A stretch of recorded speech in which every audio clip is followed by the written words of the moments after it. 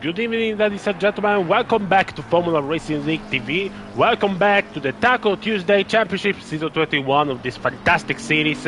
Again, we're back with Tier 1, commentating live from Zolder for Round 3 of the Championship. A 90-minute special that will keep ourselves on the edge of the seat, also because of the weather conditions. As you can see, I'm Andrea Mattavelli, and I'll be live for you to commentate all the action live from Belgium.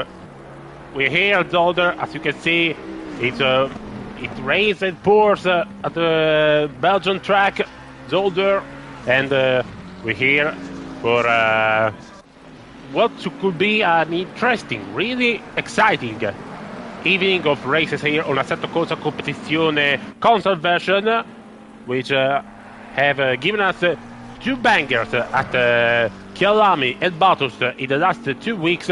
But again, today it's different because it's a 90-minute special.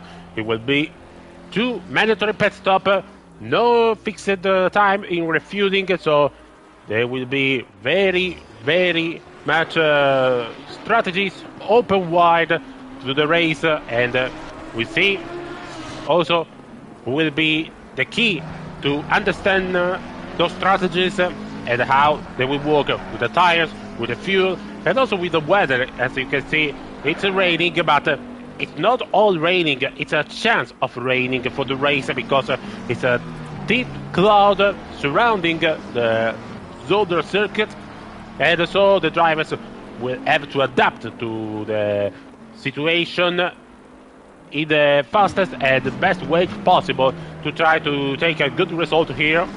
As you can see, the drivers are automating the preparatives for the qualifying action and for the race. Only 4 minutes of pre-practice left in the session. For now, Sergio Hernandez on top with a 1:28.9. The Spanish driver pole sitter in the last two appearances, but failed to win in each of the races. In Kyalami, he finished second, and at Bathurst, he finished with a DNF. He didn't manage to get to the checkered flag, so the Spanish driver will hope to get a good start. Will hopefully get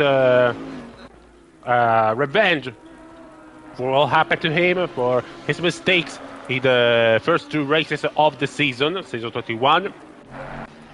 And then we have to watch also Irish, who dominated the race, not with the speed, but with consistency, with key, and with the cleanness of this driver. But for now, he seems to not bet well with his Bentley on the wet condition, because as we speak now, it's only 20th, P20, for Irish, the leader of the championship. We'll see if we'll manage in the race to get back into the front, or if we'll have to suffer the one and try to limitate the damage. Welcome back to Jack and Luke Prentice, of course, in the couple of brothers in the two Bentleys who were absent last time at Bathurst because they were too busy watching their hometown team, Ipswich Town, in the English Football Championship, second tier of the English pyramid, and their team won. So that's good for them and good for the team because they're near the top of the league, which meant promotion to the first tier. But of course, today it's all about try to get back into the track and try to take as many points as possible. Try to get a good result, of course. We see some new faces up front for now. Behind Sergio Hernandez, we see Adam Shapi, then Tudor, Guillermo Müller, Van der Waal, the Dutch driver, Ida McLaren, who's now P6. Then, of course, we see Hafner, P8, Postel Hegemans with P10. And someone got very slow after turn 3. Here's Safatain in one of the four Mustang fielded in the championship.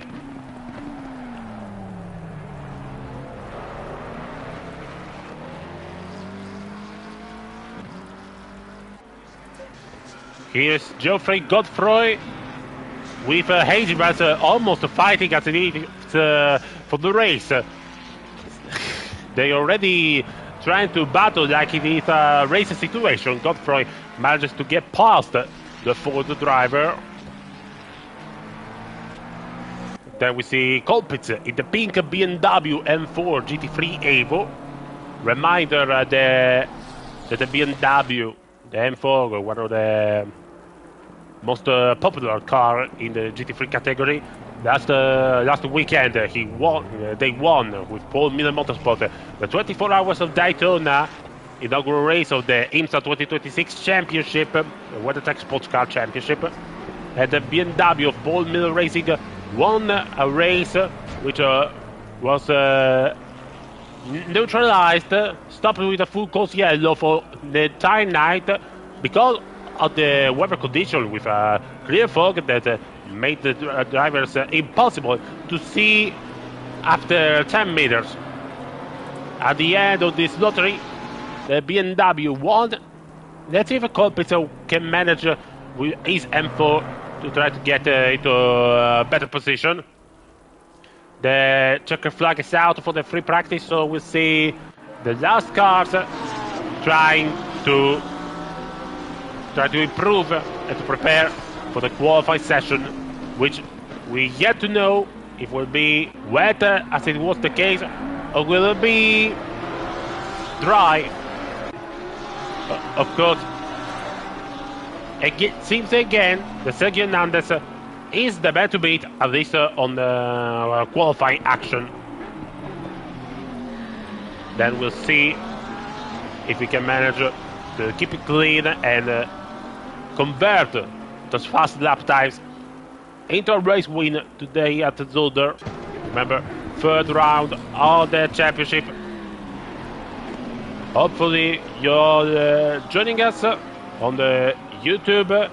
Hopefully you will be commentating with us, and hopefully you see the other live stream for the Touring Car Classic World Tour series on Air Factor involving beasts from the past, as there were no Lagoon, the Alfa 155, the Volvo S40, and all other cars that made history, of course, in the Tonka series racing, British Touring Car Championship, the European the Super Touring era, of course. So we'll have to see, and if you manage to pass by to say hello to us or to all the others, we really appreciate it. And also, don't forget to subscribe to the channel, leave a like, and also, if you want to support us, to search for our Patreon site and leave a tip to help us make you more content and take this series to another level,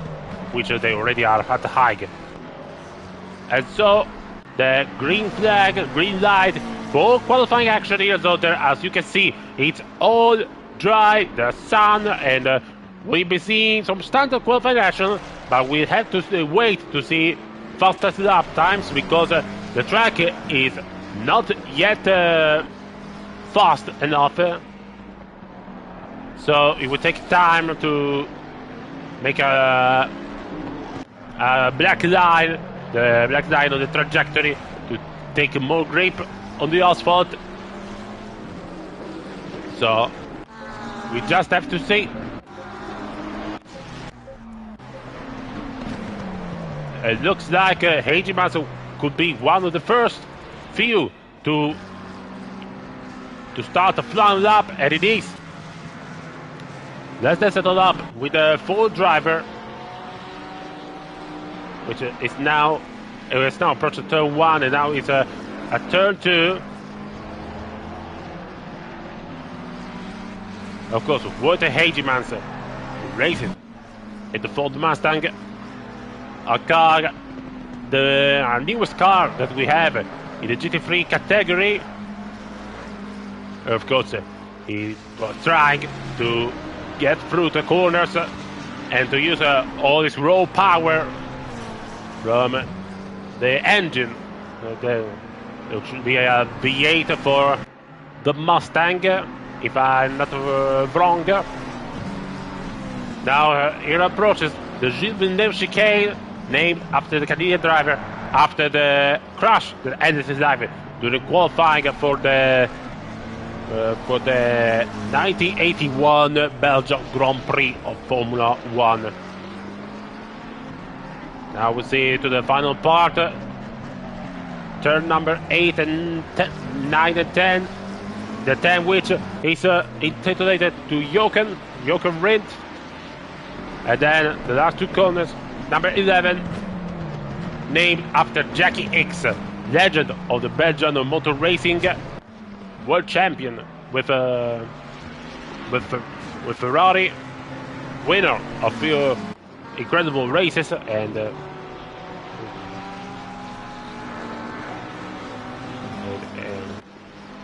now let's see now for the first few times. Apologies for X, he's not won the Formula 1 Champions apart that he came really close in 1969 and 1970 with 2 second places, but he won 6 times the 24 Hours of Le Mans, and that's enough to take through the status of the legend of the Belgian motor racing. Now, commentating the first time, Sergio Hernandez slots on first with 129.3. Behind them, Ferreira, Gerding, King, Prentice, Volkmann, Ack, Luke Prentice, Samuel Gerbino, and Hagemans. Now, Godefroy slots in into P5. Home race for Geoffrey Godefroy. That's right, because he is Belgian and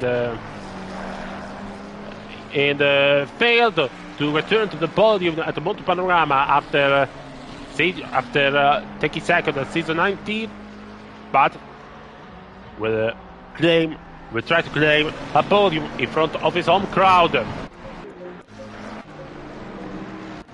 Mueller slots into P3, and look at Irish, already fast, back into his form on dry conditions. He's at P2, behind 3/10 of Sergio Hernandez, who for now stays on provisional pole. Ferreira Gierman improve on their lap times, 1/10 between the pole seat and Volkmann slots on in P1, 129.3 ahead of Sergio Hernandez, which is now on a flying lap.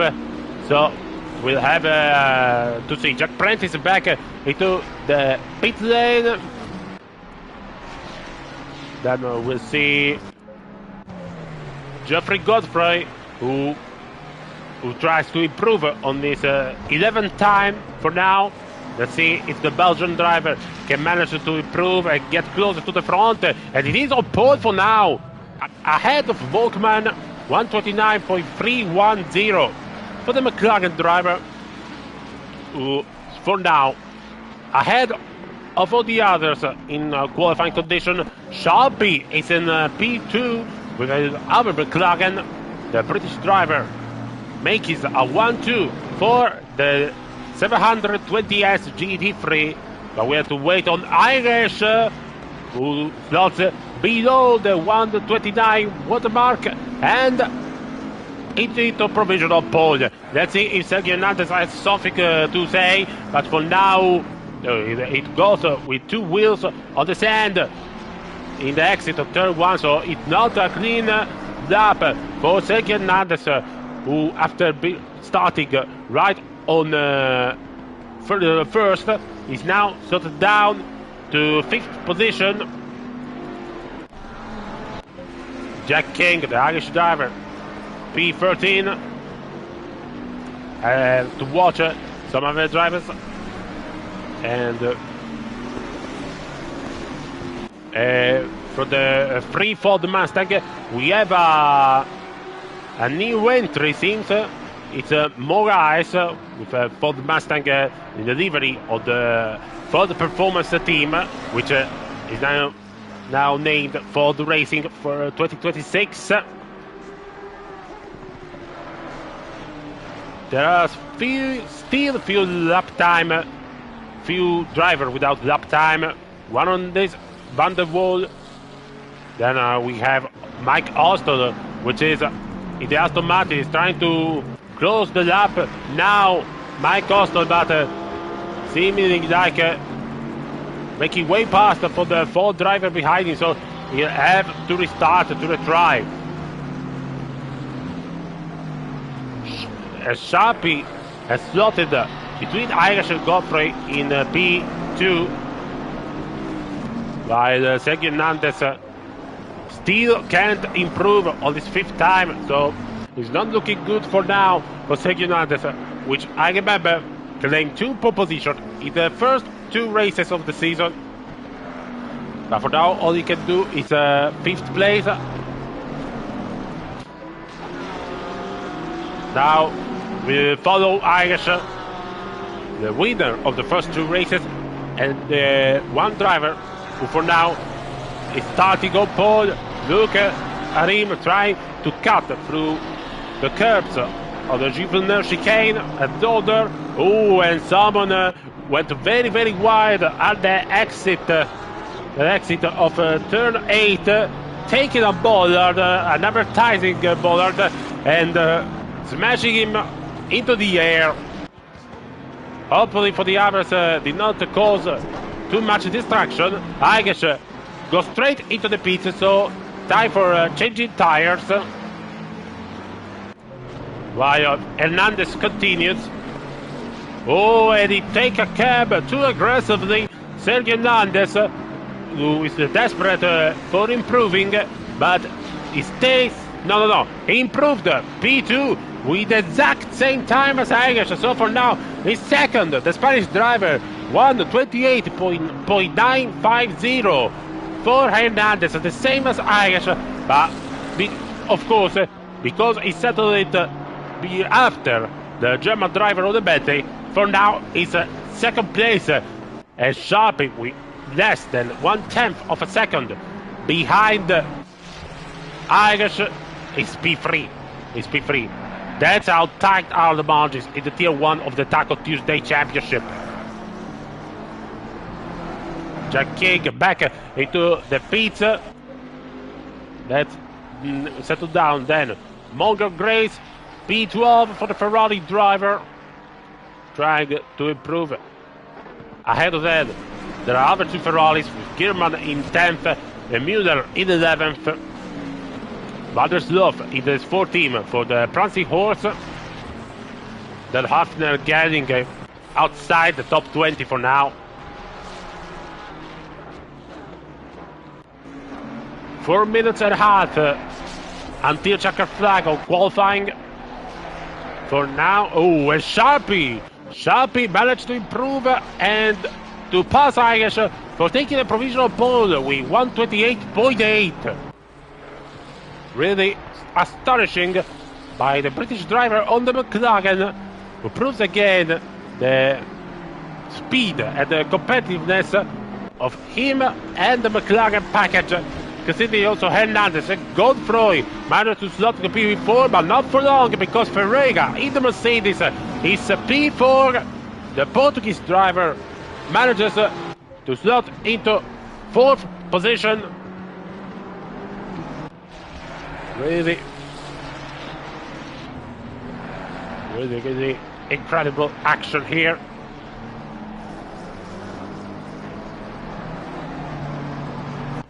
Let's see, Hernandez improved, and it's a third time for Hernandez as Sharpie improves, and he's 128.8. So we see how the action will unfold in the last 3 minutes of qualifying, online for the front rows. Meanwhile, back at the apprentice brother, Jack is in P12, while Luke cannot go for now higher than 20th. Someone improved is Christie in the pink and green McLaren, P23 for him, and someone even go further. I have to see which one it is. Might be Pospisil, the Czech driver, P9 in the Porsche ahead of the Ukrainian Arc. Really sensational for the Czech driver, which competes again in the pro tier of the drivers, even though they all part of tier 1, but really went down by false position. And Grace is P2. Only 28,000 other seconds behind Sharpie, who resists at the top of the times. That's gonna be hot-headed for the pole position, the fight for pole position here at Zolder, because we have so many drivers capable of improving alongside with the track, of course. So it's not finished until the last driver crosses the checker flag in the qualifying action. We see now Irish on action. Ahead of him, Morgan Grace and another Ferrari. As you can see, the sound of the Continental engine, that Irish is really pushing hard to try. Look at this, cutting the corners to try to turn that heavy Bentley. There's blue flag. There will be a team occurring, especially during the race, because Zolder is not an easy place to pass. Sharpie improves even further, 128.7 for Sharpie. So that my sector benchmark that is really unreachable for the others, unless they manage to improve now. Less than 1 minute until checker flag. Irish crosses the checker flag, crosses the line, stays P3, but he has one last shot. Next one is Ferreira, Portuguese driver on the Mercedes, trying to catch the second row at least, if possible, even the first. Here it is, to the finish line. He improves, but stays fifth by 1,000 of a second. Let's see if this time for Ferreira is good for P5. As we now await for the checker flag that will fall down as the timer reaches 0. 5, 4, 3, 2, 1, and here it is. Time's up. Ake improves on the last second to P6. Let's see what the others' response will be. Joseph Volkmann stays 10th. Mike Ostol slots up into P7. Great lap for Ostol at the end. Godfroy slots up into 6th position. Good stuff. Sharpie and Grace are back into the pits. So let's see if Irish, Hernandez or Ferreira can do something about the Sharpie. But Irish is back into the pits. Hernandez is still pushing, but he has to stay alert for the traffic up ahead, because there are like two Ferraris who are likely fighting for position. But this is not a race. This is qualifying, ladies and gentlemen.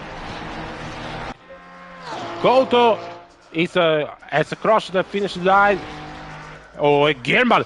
Grab Gilman. Second place for Gilman. Where did that come from?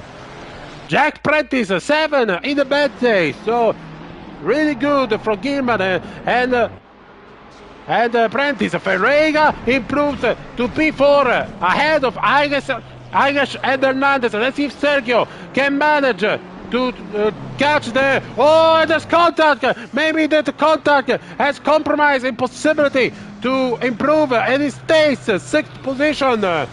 That was my only worry about Hernandez, that the traffic alert will compromise his lap, and he did compromise his lap. So, Alden Sharpie takes pole position for the 90-minute race at Zolder. A great result for the McLaren driver. Then astonishing Gearman, that was a silver driver, Richard, but he manages amazingly to make the best opportunity of the last lap and slot it into P2 with his Ferrari ahead of Morgan Grace and ahead of Fernando Ferreira, who will start from the second row. Then a third row of a dream team, Irish and Sergio Hernandez. Sergio Hernandez, who managed to get pole in the previous 2 appearances, now is forced to start into P6. Then Jack Prensey, Jeffrey Godfroy, Ike and Mike Ostol to round up the top 10, and that's the result of qualifying a great race, an exciting race is awaiting for us. Just a few moments now that are going on break, and we return on the starting grid for the beginning of the race here at Zolder.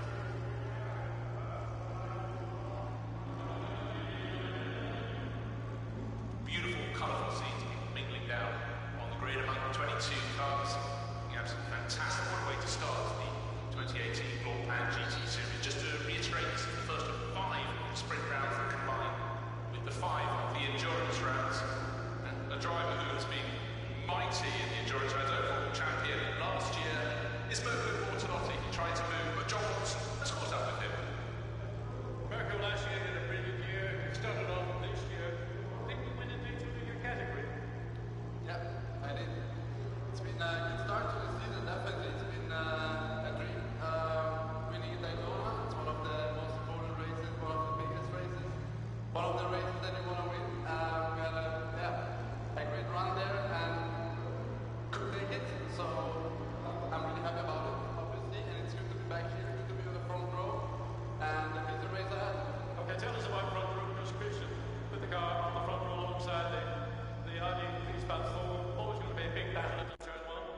Yes, it will be a big battle, not only in turn 1, but throughout the race. I think the pit stop, as we know in the Sprint Cup, will be really important. Christian did a mega job in qualifying on the front row. To be honest with you, yesterday after practice, we were not expecting to be at the top. We were struggling, but we made the right calls with setup. To be honest, we took a gamble as well going into today, and it worked. So let's try to keep it up for the race and have a good one and collect as many points as we can. Last year you had some mega quick pit stops. Yes, our guys are one of the best out there in the pit stop, so we're working hard for that because it's hard work to get there and fighting with the other top teams that we have in this championship. So we're happy from this side, but we can always improve, we can always be quicker, and let's try to be quicker today. When looking around the field, anybody else you see that you think is going to be a threat? Well, look at the field, look at the grid. It's clear that Audi and the WRT are really strong, not only here but generally. So I think that they will be the biggest opponent to beat. Ganging up on you there. Thank you. Thank you, Wossi, and enjoying the sunshine down there on the grid. Of course, Mirko Bortolotti will take over 63 now, all things being equal, about halfway through this 1-hour race. Christian Engelhardt will be starting from the outside the front row, which is the side closer to the pit. So bear in mind that Dries van Tor is on the side closest to the grandstand, which is the side closer to the apex when they turn into the first of 16 turns around the track. Belgian flags flying, the SRO flags likewise. Welcome back to Zolder, welcome back to Formula Racing League TV, round 3 of the Taco Tuesday Season 21 Tier 1. We're ready, 1 minute to the start of the formation lap here at the Zolder. Reminder, Sharpie took pole position on the qualifying action. Ahead of him, behind him, Ralph Gierman alongside with the front row, second row for Grace Ferreira, then Irish, Hernandez, Prentice, Godfrey, Ack, Oster, Couto, Volkmann, Tudok, Müller, Pospisil, Prentice, and all of the others.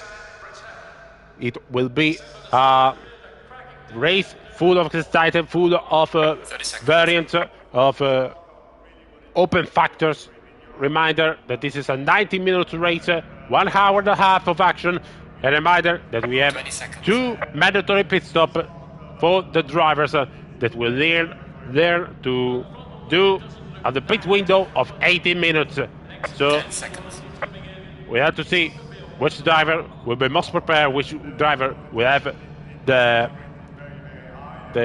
greatest strategy to try to win this race, and most of all, which driver will manage to be the fastest and to claim victory here at Zolder.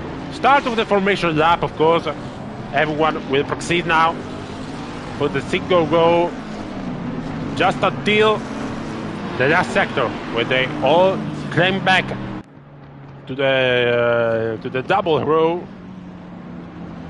before the start of the race. And we have to watch out for the weather because our radars say that in 10 minutes it will begin to rain heavily on Zolder. So this driver will be ready, will be prepared when the rain will come, and with a strategy option to switch, of course, on the wet tires. So it can be messy, especially after the first 10 minutes of the race. Of course, you can see on the top of your screen, the top bar, temperature of 30 grades on the air, 16 on the track. No wind for now, absent, even though the rain is coming.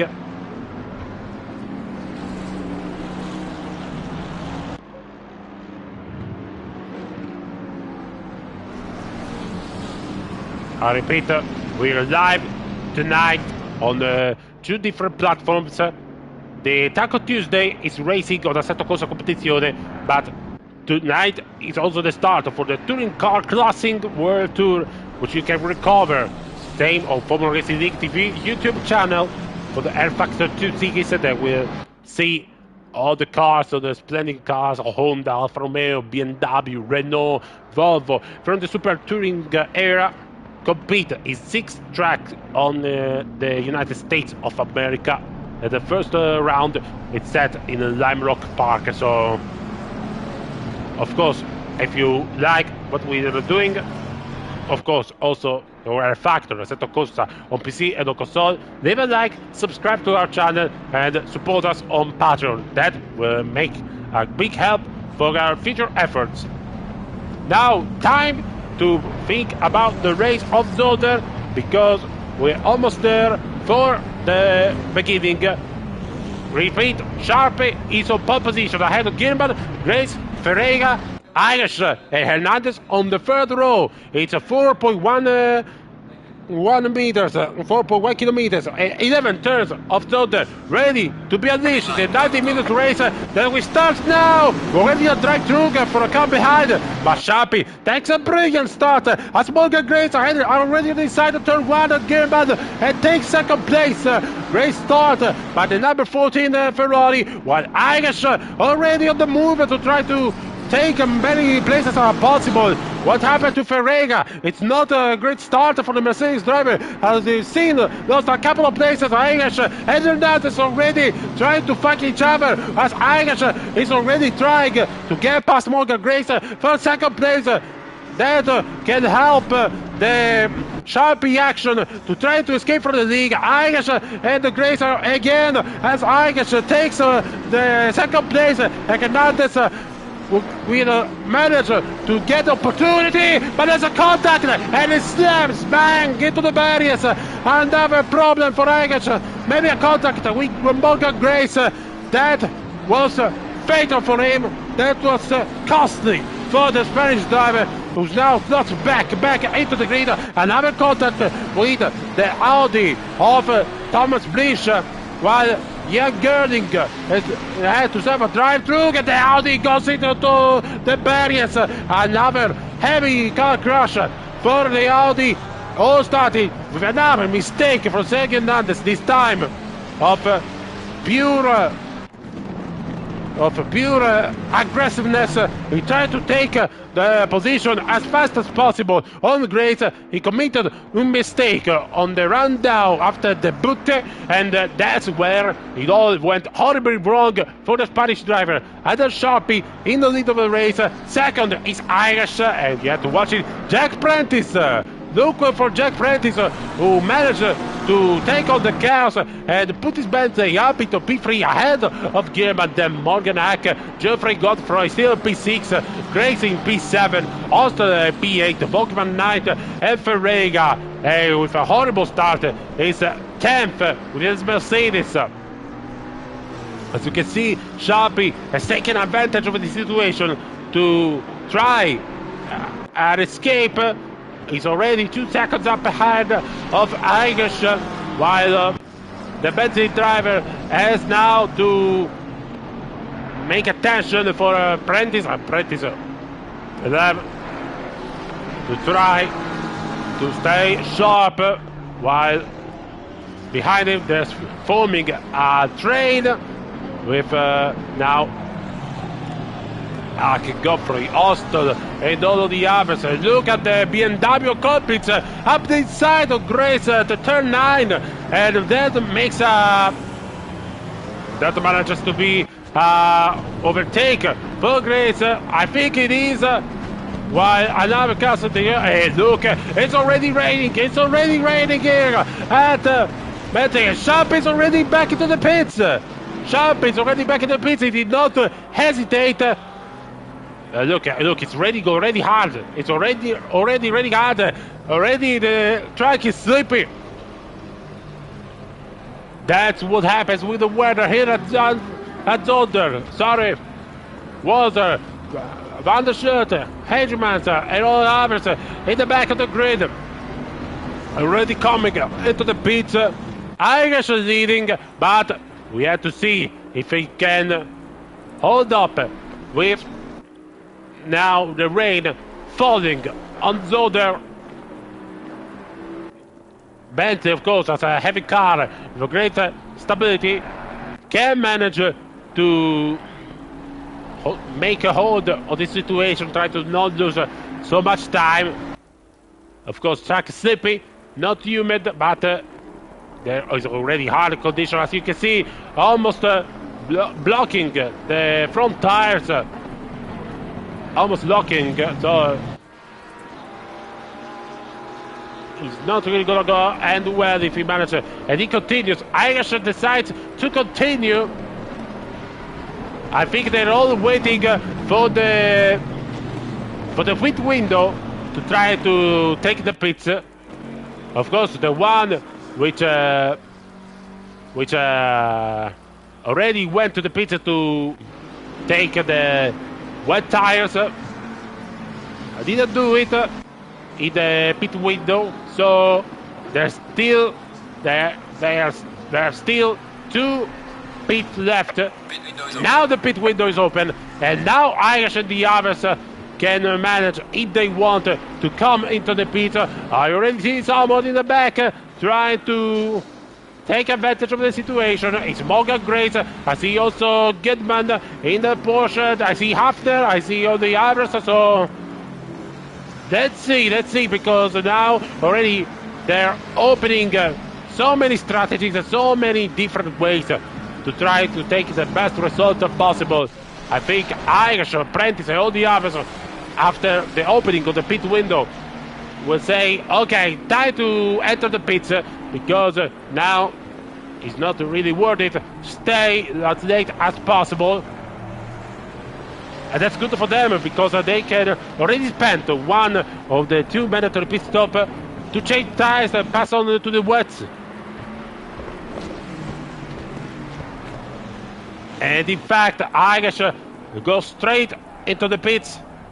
And so will Jack Prentice. No, Prentice continues. So Gearman and Notak, because he stays into the pits. Austin, Volkman, Tullock, and Prentice. So different strategy for the Prentice brother. Jack continues. Luke re-enters, while we see Irish and all the others onto the pits, and stop and go penalty for speeding into pit lane for Goodman, who just exited the pit lane for changing, passing to the wet tires. So that's really gonna affect this race. Well, we see from the back a new face, which of course fellow Italian Alessandro Nitti of the SKFR team, which I know, so really patient to see what we'll do. And look, these are all the drivers in the pits. Some of them already finished with their stops. Irish re-enters onto the track ahead of the one of the Audis.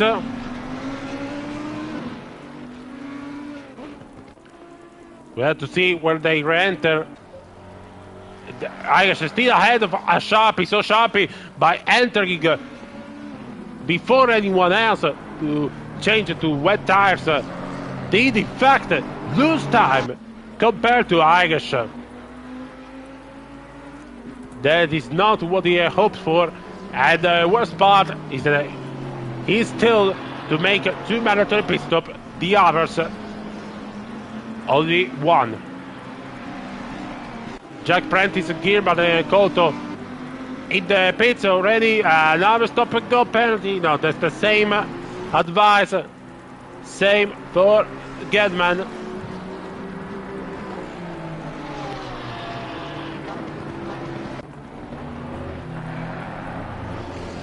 Then look at this. Irish is virtually leading the race with Mike Costa in second. Ak, the Ukrainian driver, Modest Ak, in third place. So that really changed all the race. And that's the wet condition now. So I think that the one that have yet not entered the pits, like Godfrey Ferreira, at this point, I suggest that they started with wet tires and hold back in the first lap in dry condition, waiting for the arrival of the rain. Because at this point, there's no way they are pushing. And now they stop and go, and that's for Couto. That's for Couto. Let's see Godfrey Ferreira. The fight for the first position. Reminder, virtually Irish is still in the lead of the race because he's made 1 of the 2 mandatory pit stops. But Godfrey Ferreira started with wet tires as well as Gerbino, Moraes, Van der Wood, and Postel. And look at Godfrey Ferreira fighting for the first place in the first instance of the race in the wet conditions. That's going to be really good action between the McLaren and the BMW, or it is. No, I don't think, because Colpitz is lapped. Colpitz is lapped, and also is Sergio Hernandez. Yes, it is, because now Godfrey left the room for the BMW driver to overtake, to unlap himself. Also for Hernandez, which we remind had a crash on the opening lap, trying to overtake Morgan Grace on the round down after the boot. So now the leader, Godfrey, ahead of 11 seconds of Ferreira, then Gerbino, Van der Waal, Moraes, Postel. Then we see Irish in 7th place, Prentice in 8th. Sharpie managed to overtake Postel to reclaim at least the 3rd place virtually, even though Sharpie has yet to make the first of the 2 mandatory pit stops. So that's no luck for him at the moment.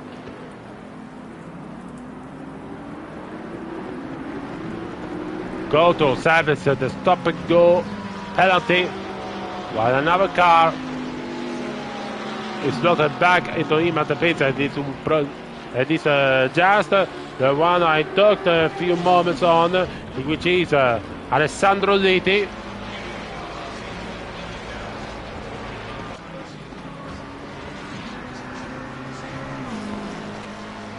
And can we take a moment to talk about the great debut race also for Moraes? That's absolutely outstanding what he's doing.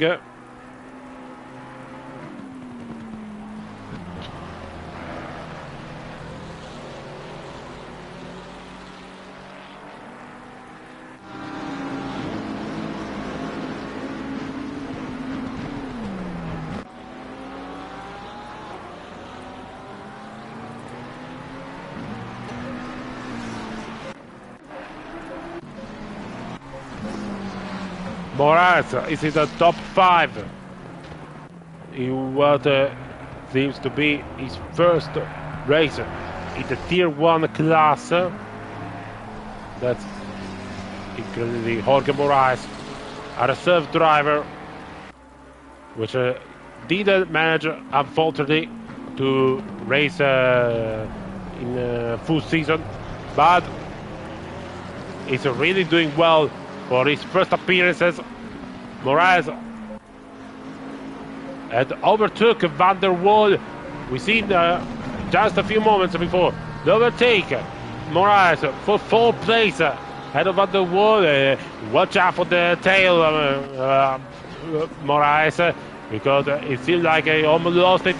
Van der Waal tries the counter-attack on the Portuguese on the 4th, turn 1. Van der Waal is up to the side. Moraes is preparing a good exit to take the inside in turn 2. Look at them, closer to action, close to contact, but they stay clean. And Moraes get the right of the trajectory and takes 4th place.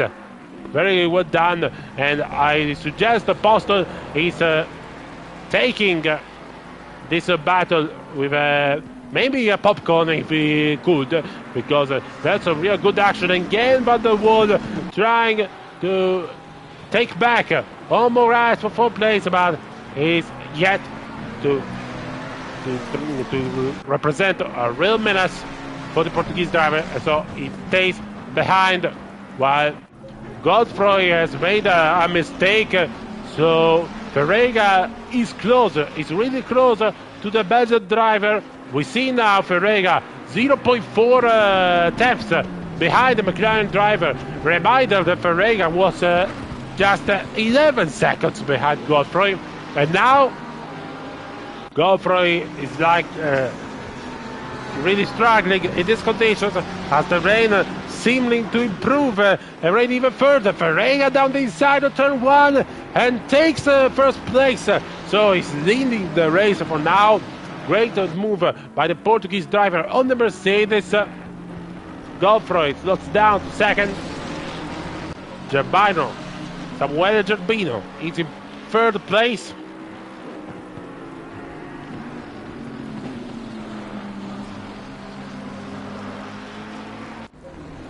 While we see now some action in the midfield with Luke Prentice, trying to make himself real present, real big to the mirrors of Guilherme's Ferrari for 16th place. Behind him, Pospisil is aiming to do another one of his comebacks after poor qualifying, and someone got off into the grass, and there's yellow flags.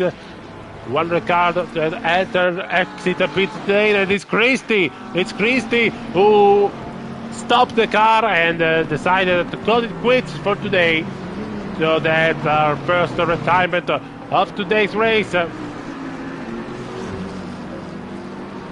Now back to Kalugin, Woozer, and all of the others fighting for 12th place.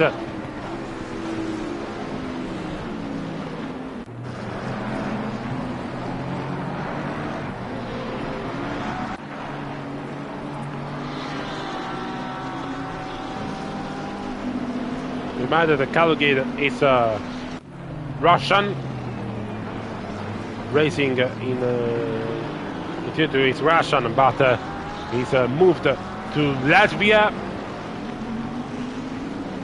So Tingrid is without flag, but he's defending himself very nicely. For now, he's 12 in this really difficult condition.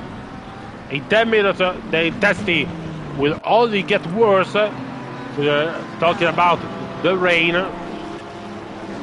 We'll see then in 30 minutes if the situation on the weather side can get worse or improve, maybe giving us a finale of the race under dry conditions. Even for now, it's not really looking good, talking about the weather. Hopefully the mechanics, the engineers and their friends all brought up an umbrella for tonight action here at the Zolder.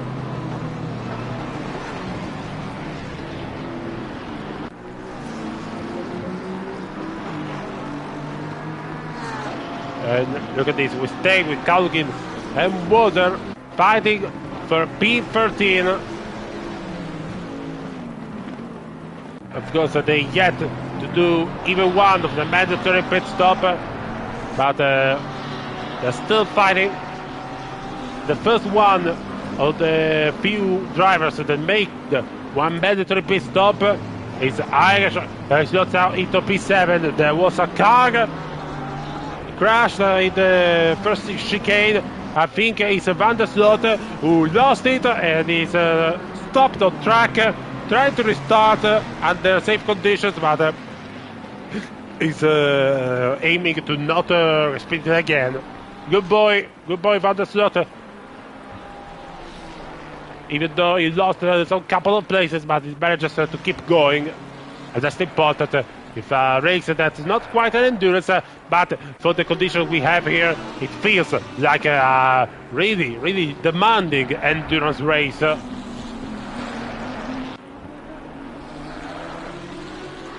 Meanwhile, Poston has overtaken Moraes for 5th place, and look now, Pospisil trying to intimidate Prentice, trying to put in pressure of the Bentley driver for 17th position. And ahead of them, there's also 5 between Jack King and Gilman, with Gilman trying from the outside of the chicane and has lost it after a contact with the Irish driver. That was way too optimistic by Gilman, who had no way, absolutely no way, to try to take overtake on the outside line from with Jack King, and that led to an inevitable contact. While Gilman is looking to Gilman is trying to take a lesson of what happened to him. Someone off into the grass, almost hitting one of the Ferraris, and I think it's the one of Volkmann who lost some time between him and Pospisil, leaving the Czech driver Apprentice trying to catch up Jack King for 15th place. Considering Pospisil is one to watch, of course, for the race, for his racecraft, let's settle down with him. Let's settle with the onboard on his Rutronic Porsche as he tries to catch on with King and Prentice.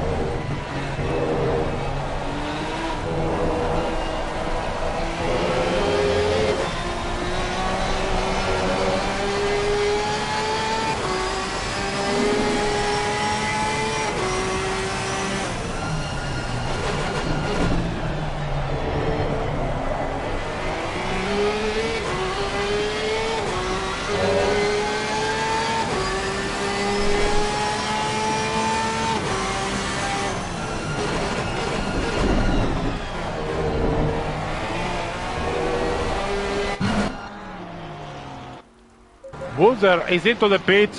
He was really trying hard to overtake Kalugin ahead as he decided, you're not letting me past, then I'll come to the pits and drive faster without you ahead. But now look at Irish. Irish have overtaken Poston, Moraes and Godfrey all in a matter of seconds. So Irish is really looking good on the run for first place. Behind him, Jack Prentice is coming closer to the group of drivers proceeding slowly because, of course, even though they started with wet tires, they had to do 10 minutes with dry condition, so that surely should hurt the lifetime of these wet tires. So they're not looking good, while Prentice and also Sharpie are catching up on the pack ahead.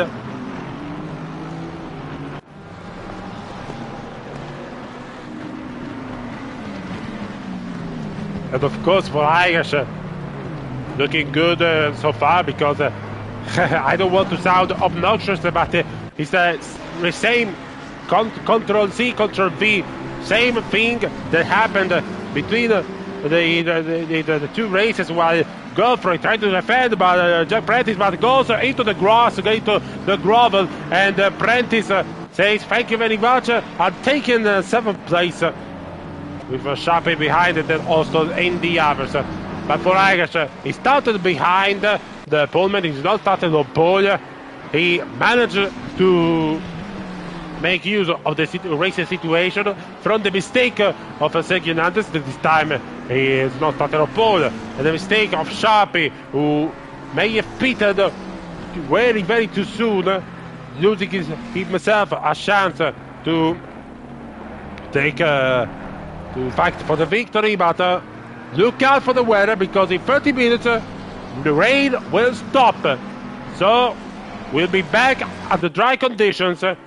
That will certainly cause a headache for the strategists, for the engineers of these drivers, because they wanted to pit. They want to pit now for the drivers that are yet to do the 2 mandatory pit stop, or they continue and wait for the track to dry. That is really a dilemma. While someone in turn 2 has made another mistake, I think it might be Girding. It is Girding. Not very fortunate, it's very wide. Luke Prentice, watch out for him. Try to attack Jack King. While Godfrey Hack refighting, and Godfrey decided I have enough of these tires, so I'm about to change them. Coming to the pits, Prentice King. Well, from Ipswich, supportive of the hometown team. And tried to take many opportunities, as well as his brother Jack. While the other, Jack King, Irish driver, proud Irish, will try to defend his country's colors and try to take a while. Or Tudor seems to have made a huge mistake, because he lost a couple of places.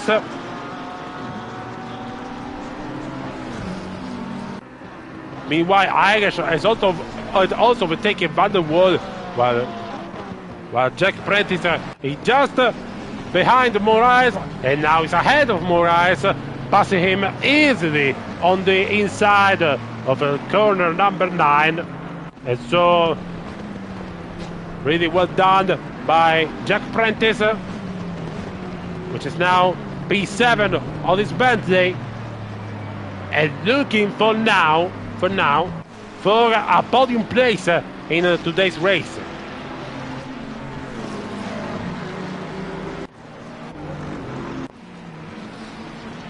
Behind them, he's still continuing the duel between King and Prentice, with King staying ahead of the Bentley driver. For in fact, for now, that is for P12. Godfrey has exited the pit lane, but we still 2 mandatory pit stops, so he must have made a mistake, and that would be costing 7th on the box, and that's the reason why for the Ford Mustang, for your front destroyed in bad condition. that will take some time to repair it for the Ford driver. Hopefully we'll be back to try to seize the finish line here at the Zolder circuit. Of course, looking then at the next races, since we're in the middle of the season, the middle of the European Tour, next week we'll be back in Great Britain for the evening round at Snetterton. Then round 5, it will be all about the Nordschleife, and that will be a real test of skills, endurance and might for the drivers. Then round 6 will be the second 90-minute special at the night at Monza, the Temple of Speed, or as we call it in Italy, il Tempio della Velocità. And then February 24, round 7, the finale of the season at Indianapolis Motor Speedway. So really put the dates on your calendar, because we'll be looking really good. While Prentice had overtaken King successfully, and he claimed 12th place ahead of the Irish driver on the McLaren, while his brother Jack has managed to pass more guys, while Sharpie is having maybe a little bit difficult. On the other hand, even though it's another Ford, Sharpie has managed to get past him. Now Prentice is pointing at Boston for 5th place. Of course, for the drivers that started with wet tires, now they have to look out also to the tire wear and try to resist till the drying track, the stopping of the rail. While we had the first comment of the evening, Missile Dogshaft 5128. Yes, mate, messed up my strategy, so I watch. Too bad for you. Hopefully you're having a good time watching us, watching your teammates, your rivals, having to deal with such conditions here at Zolder. And look at one of the Ferrari Apostle really struggling now for the grip of their tires on the exit of the corners. Turn 1, Prentice on the inside. Postal for now resist, but he has no grip whatsoever. Now Prentice tries again on the outside of turn 2. And look at the outside. That's a good move. That's a great move for Jack Prentice, who moved up into 5th position. Really well done. Of course, Postal didn't put much of a resistance, because he is looking out for his tires. And now Jack Prentice should take him easily as well. Maybe at a clean chicane. For now, he stays ahead of the McLaren driver, which I remind you has not yet made a mandatory pit stop, unlike Prentice, Irish, and some others that are in the central part of the group.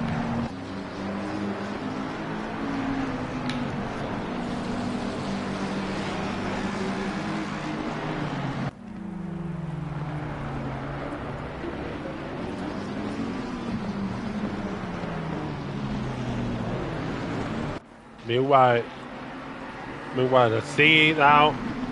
2 McLarens about the wall and 1 lap cars in 4th and 5th place. While behind them, I'm about to see Volkmann getting passed by Gilman. And Pospisil trying to take advantage of the situation. Godfrey is slowing down. Of course, he's lapped, and after what happened to him, it would be really, really difficult to him to recover some position. While Pospisil already in the hand for Jack King, as Luke Prentice has sailed far, far away from the Irish driver. Turn 2, watch out for the braking point for Pospisil and King. Very different. Of course, they have 2 different machines, and that really reflects on their driving style, but they have to stay calm and stay sharp, because in this condition you put the one tire on the wrong place and you can say goodbye to the rest of the race.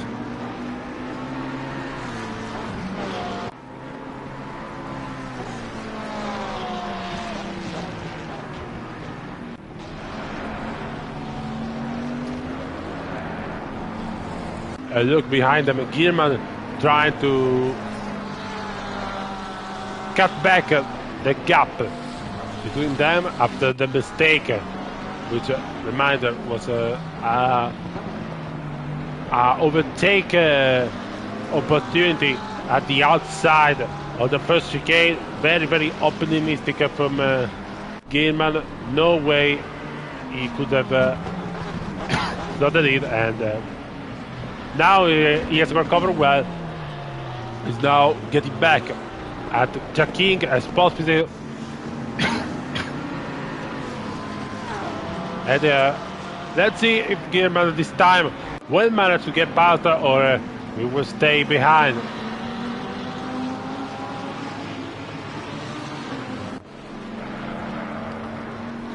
Because now I see that you are three of you watching the Taco Tuesday stream, while 4 are watching the Touring Car Classic on the R Factor. Reminder that we're beginning also the new series on R Factor 2 Touring Car Classic with all the classics and the beast for the Super Touring era. Will be very, very pleasant to watch. Watch out for a little mistake from Jack King at Clay Chicane. Now, possibly really try to get near the tail of the McLaren driver to take advantage of the situation, but there has been a mistake by one of the Ferraris. I don't know who it was, maybe what getting, I don't know who it was, but certainly not Boston, who has been overtaken now by Sharpie. There may have been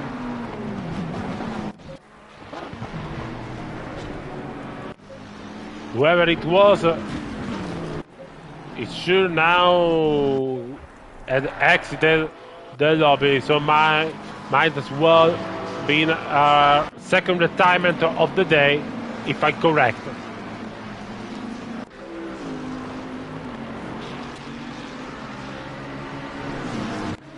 Godfrey back into the pits.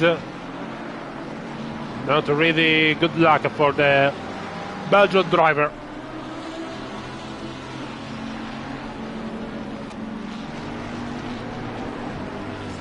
Of course, I'm sorry if sometimes I mess up my words, or sometimes I don't talk it too much about that. Now it's a confusion in the state of the race because in less than 20 minutes the rain will stop, so we'll be back with another twist in the strategies in this 90 minutes race, and we have to see how the strategies will unfold and what will happen. And of course this condition make it difficult to overtake unless you are really faster than the car ahead of you. And of course Zolder is already a track which is quite narrow and hard to overtake. With the rain, I suggest that might be even more difficult, maybe even not impossible, because we saw some overtakes as Müller tries to take Tulloch by the mistake.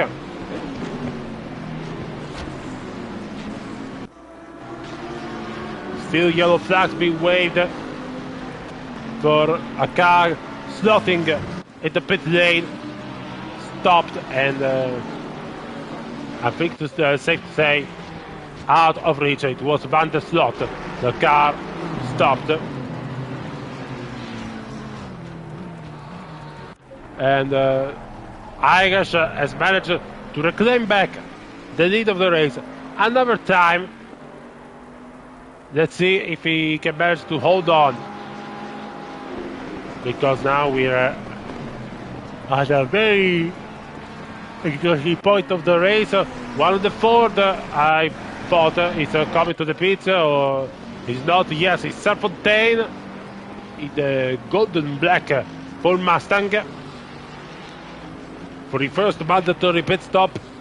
I suggest that he might make all the splash and go, because changing tires now, I don't think it can serve us much purpose unless he really wasted the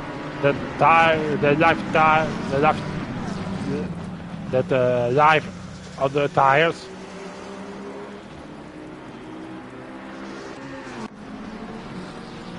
Watching now, Mike Austin is 6th place on the Aston Martin Vantage. Austin, which I had the pleasure to commentate his victory on my debut commentary at the DK Mountain Multi-Class special event of the 2025. He won the GT2 race in a Maserati, and now he's defending really well in this race, because considering the 3 cars ahead of him and yet to do the second mandatory pit stop, for now it's provisionally P3 on the podium, and that is really, really important for Mike Austin, who's now trying to be fast and keep the cars behind him at bay, but also try to get as close as possible as Prentice and the cars ahead of him, so to not being held up by the traffic, by the blue flags. Of course, Austin knows what to do in this situation. We see the DK Multi-Class event with the traffic, how he brilliantly managed to hold to the situation and to resolve it. Bowser into the pits. The Ferrari driver comes to the first of these 2 mandatory pit stops.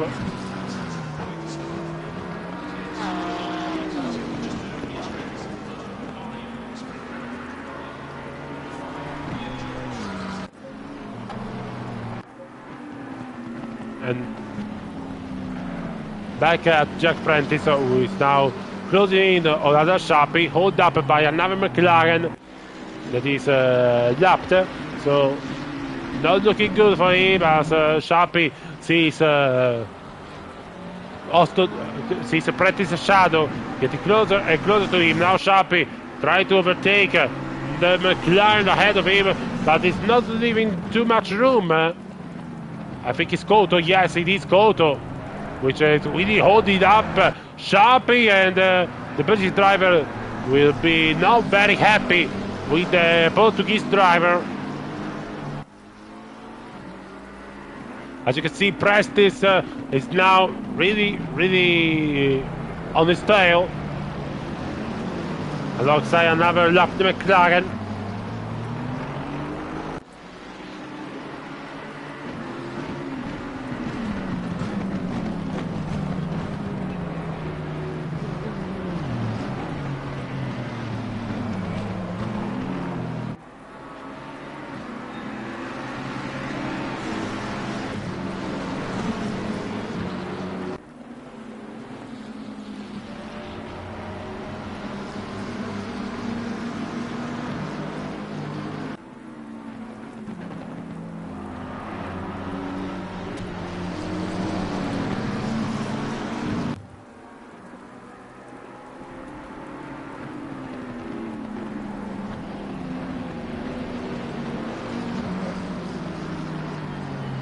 And look at this, Sharpie still hold up by the lapped car, by the lapped McLaren.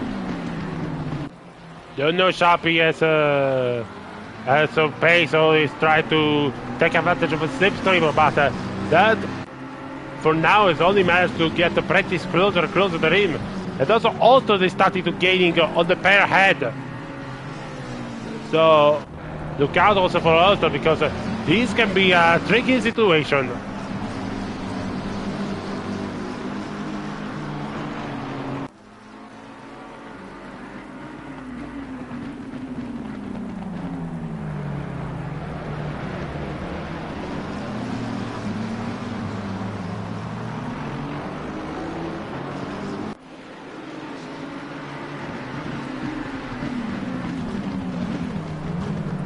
of course.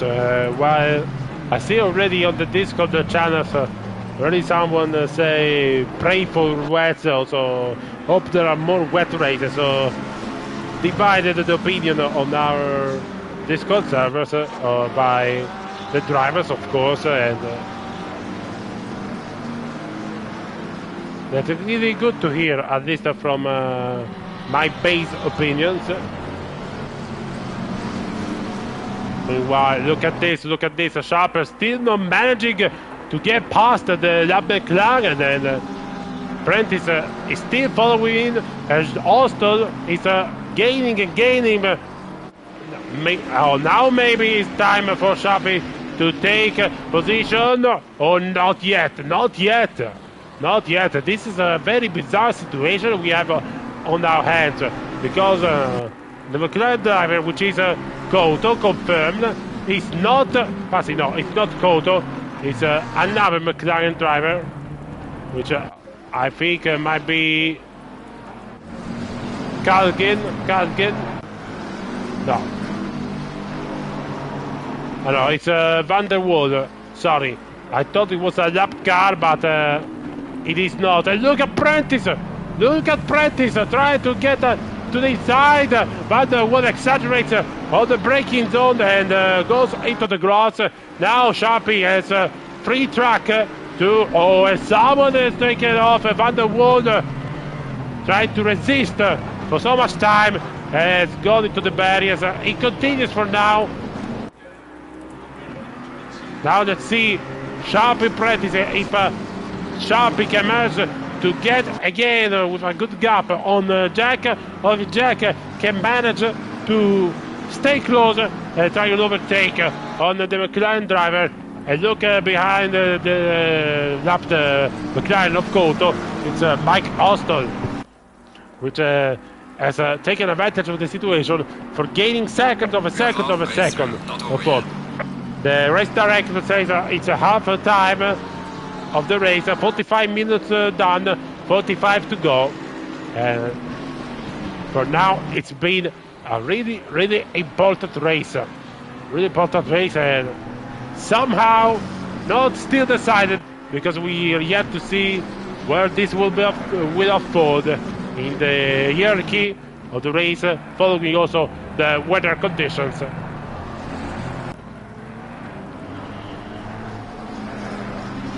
So let's jump on board with Jack Prentice and the hunt for Adam Sharpie for second place. Here it is.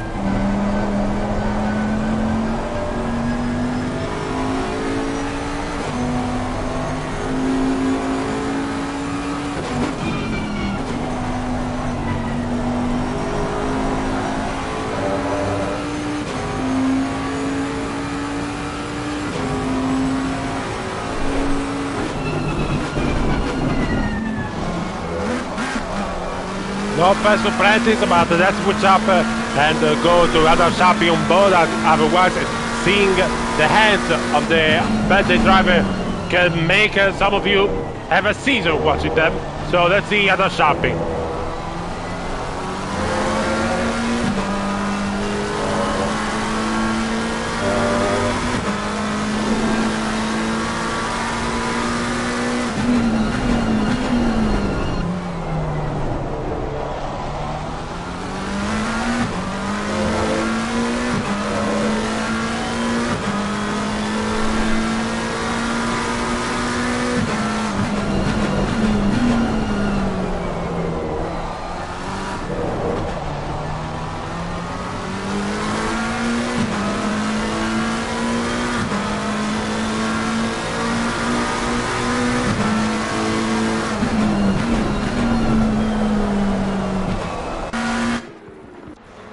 back into the TV camera, and we watched, we noticed on the onboard camera that the rain is starting to decrease its intensity.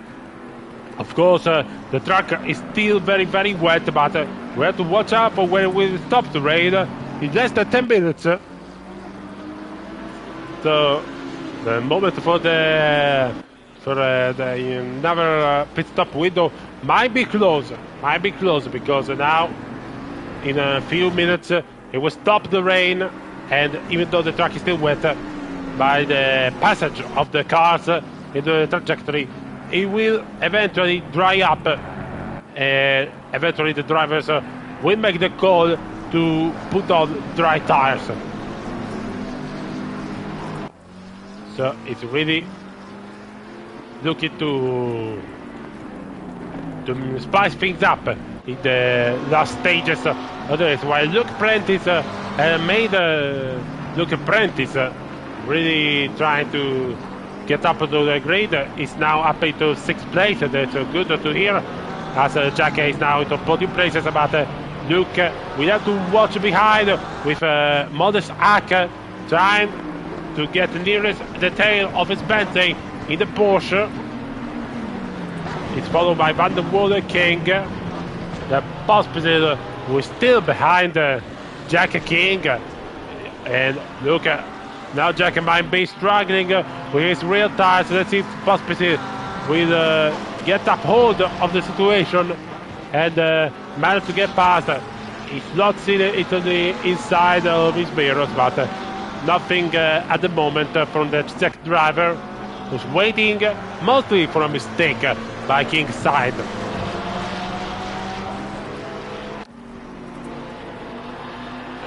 Look out for a Porsche behind them. That is the one Gedman, who's having some moments. He might hold up a possibility the King. Let's see if that traffic can maybe help. Possibility action. Watch out also for Gilman back at the outside of Gilman.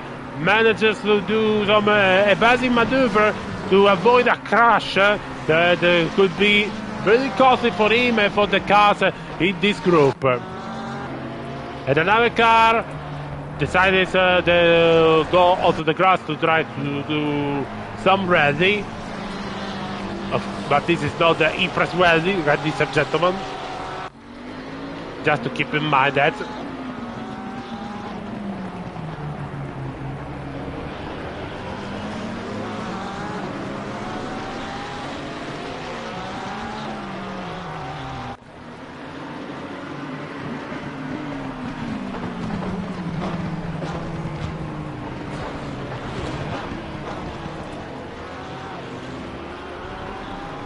And look, King now has really come close to Van der Walle, so that might be one of his opportunities to... Oh, and King, I say the opportunity, and he's come closer to a contact even with Pulsby, who had he haven't done nothing, could have done nothing to avoid the crash between King and Van der Walle, with King that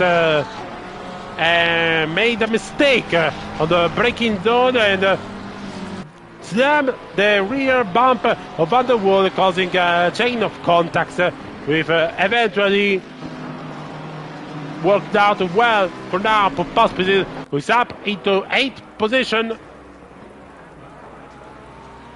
We have to watch also for Volkmann, who's slotted up into 9th place in the green Ferrari. So really, really unfortunate for Van der Walle, and most of all for Jack King.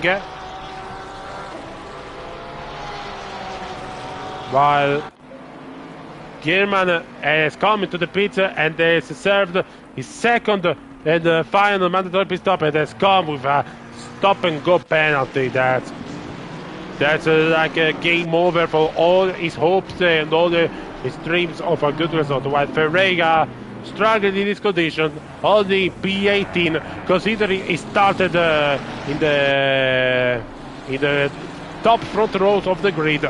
He really did not enjoy the wet conditions.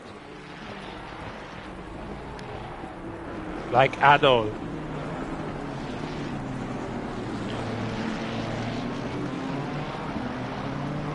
Back into the lead with Irish, who just to remind that he's leading, because otherwise we will not be showing him on our camera, on our live feed. He's still leading, and now the rain has stopped. The rain has stopped here at Zolder, so now it will be a question on how much time will take the track to dry up, and when with the drivers coming to the pits to make the call for 6 tires.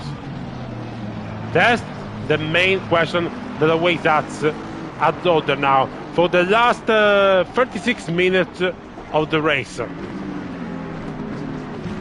While waiting, we're watching Kalugin, the Russian driver, getting closer to Mike Ostol, trying to get closer for 4th place.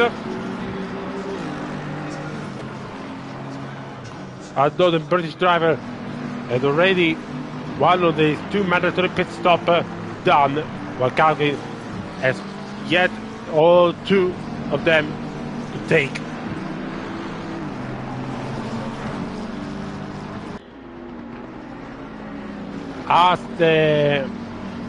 Of course, we have to wait for when the drivers will return to the pits, will do the mandatory pit stop.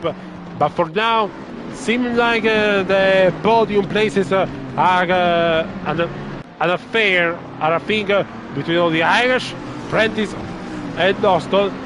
The Prentice probably because there's Luke also 6-7 seconds behind Mike, so let's wait, because there's also Ark not too far behind, 2 seconds behind the British driver.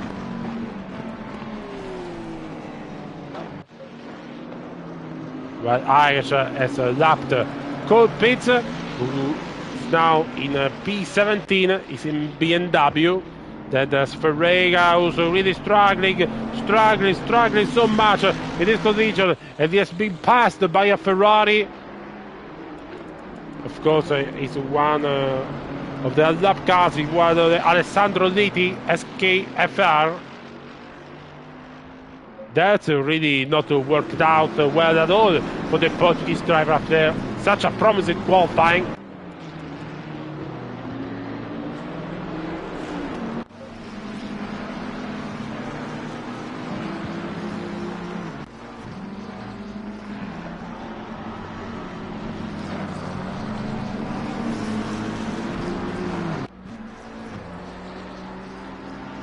I think it's safe to say for the moment the track is still wet. There's a lot of spray coming down from the rear tires, but it is less than the previous 10 minutes, so we'll wait and see. As you can see, some black, some grey are starting to forming up as Koto is sent spinning by a mistake of his own after the lane chicane.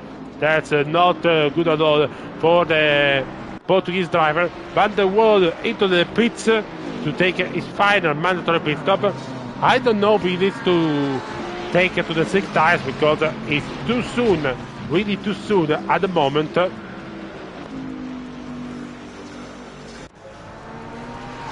And look at this, Muller and King. Muller has overtaken Irish driver King for P11, and now he's aiming for Sergio Hernandez, who's managed to climb up into P10. Let's see then from the perspective of Sergio Hernandez and Muller.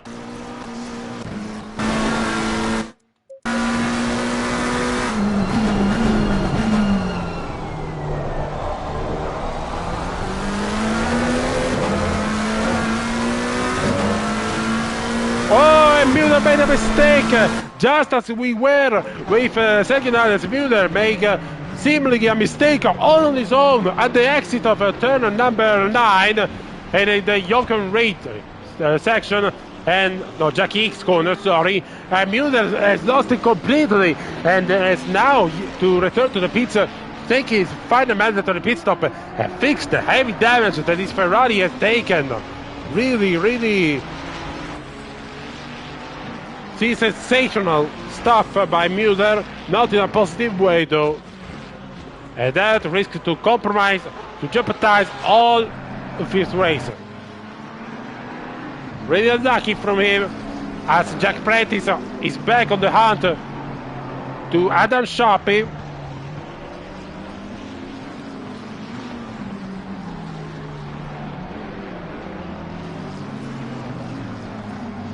Of course, the track is not drying up very quickly. Reminder that the track has very, not really low, but they're not even high, like 40 degrees Celsius on the air and 18 on the track, so not really the most welcoming of the condition for now. But you can see from the straight line on the straight that is starting to take some effect. Alston and Calugin into the pits. The question is, what will they do? They will stick to the 6 tires now, or they will just do splash and go and refuse? Calgin did some splash and go. I saw it overtaken Austin, who's doing now longer pit stop, maybe for changing tires. Even though if the track doesn't dry out in minutes, maybe some drivers will think maybe I'll try to stay on the wet tires, because it's a type of condition that really does not allow us to take the 6 yet. It will take too much of a process.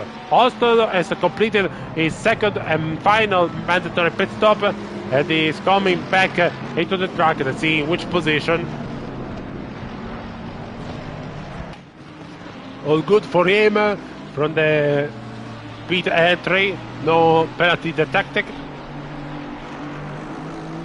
And Austin is ahead of Postel, so it's P70 now for Mike Austin.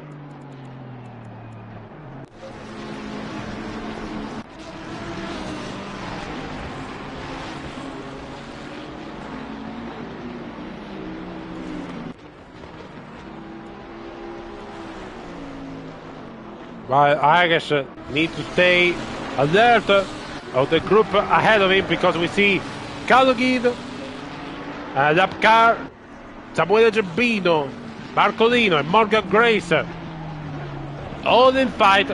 So this for Irish will not be very good if he manages to get closer to them, because they might start a fight, and this will manage to make him lose a few times. Grace now up to the side of Lino in the turn number 11 and 12. Grace almost made it work for some reason, but at the end it was to no avail. Gerbino made a mistake, and so Lino and Grace both overtake him. P12 and P30 then in the fight between the Italian drivers and the British driver, Grace.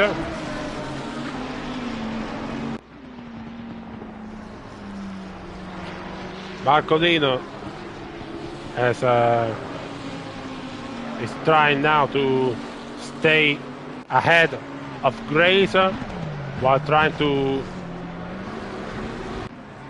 reduce the gap between him and the pair of King and Calgin, but Grace knows that he has made already a mandatory pit stop, but not Lino. Oh, look at him trying to put pressure on him, try to make him commit a mistake. But Lino for now stays steady. 27 minutes and 35 seconds yet to the end of the timer.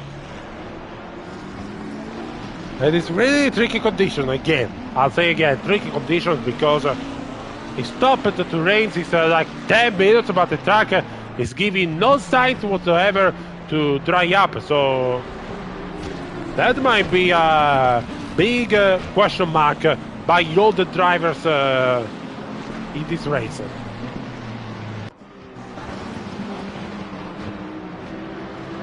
Irish, lucky for him, is managing to lap them without any problem. And now the sun is starting to reappear, even if at little, it's starting to reappear at the Zolder track. This might help the track to dry. This might help the track to dry up a little bit and justify the passage to 6 tires in the end of the race. So we see how much. I think we see some progress from this point of view. Irish now overtaking Lino, lapping Lino. That's pure strength and brutal strength and consistency for Irish. He's managing yet to take another victory for now. Of course, there's still 26 minutes to spare, but at this point of the race, Jack is really far behind as Geoffrey Godfrey makes a mistake on the exit of the chicane. That is not been the day for Geoffrey Godfrey, the Belgian driver on his home soil. He was a P22. Now he will be overtaken by Van der Waal for P22, and he lost it. So not really the day. Not really the day for Godfrey.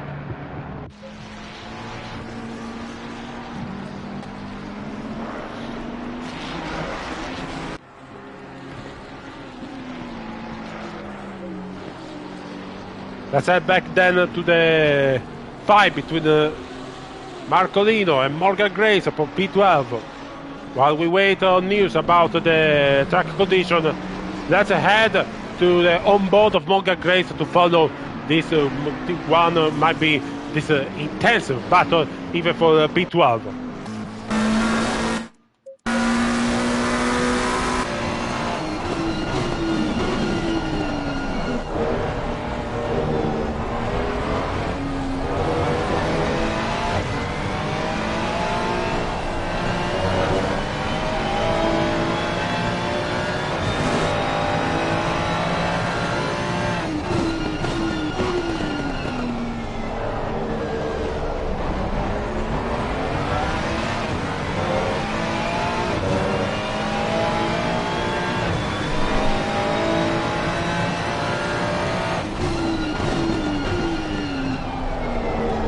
Zino has come into the pit, so Zino into the pit to take one of the 2 mandatory pit stops that is yet to make. Of course, I don't think the track is a condition to pass to the 6 yet, so I wonder what will Zino do in this situation. But Austin, which was the first to take the 2 mandatory pit stop in the top half of the group, is now P19.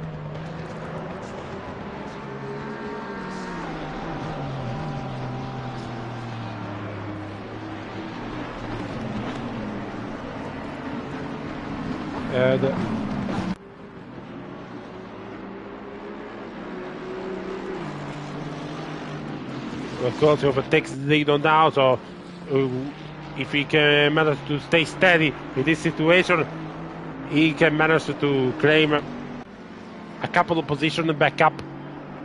But we wonder if his strategy will work or if the sun coming out will ruin his plans. We have yet to see what Irish King and all the others will do up front. Considering even with the sun, okay, the track is starting to dry. We can see now in the main straight, the track is starting to dry. The problem is how much is it dry in the center section and how much is it not. Because now the track condition of the app, it says bagnato, but for you it means wet. So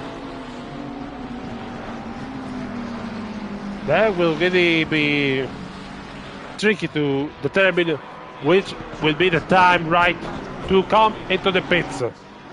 Because the game says that the track is still wet, but some lines here I think are dry. Of course, there's still a little spray coming up from the rear diffusers of the cars. Ferreira into the pits. I think he might try to take the slick tire.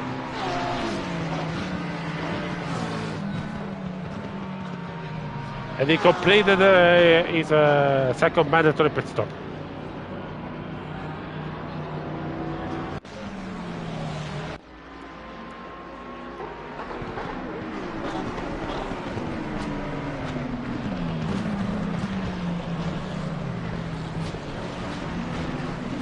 This is strange for me, because I can assure you that the track is almost dry. The trajectory, the ideal line is almost dry. Wonder how much time until the game decided. Okay, now it's humid, so now we're starting to enter the territory where, okay, it's time to take into the slick tires. Not yet, because if you enter, they might be faster, but they will still be really, really cold. You cannot warm them, so there are risks also in this.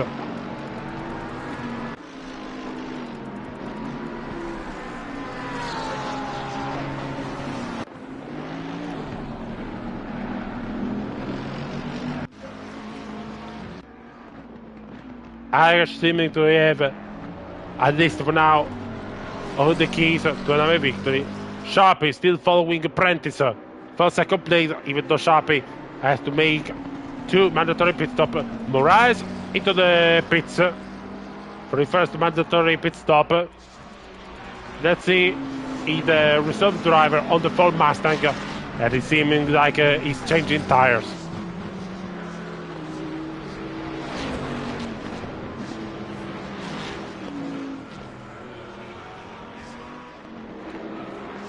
Yes, it is indeed, Moraes. While back into the last part of the grid, Monga aggressive into the pits. So I think it is time. It is time to take the risk and do the switch to the 6. Even Samuele Gerbino comes into the pit lane. Somebody continues. Maybe they're too afraid that the tires will get too cold to try to use them, but that's gotta be it, guys. At least from my point of view. Don't know the chat can agree with me or not. Hopefully yes, because this is the time, at least for me, that you say, okay, we have to come in.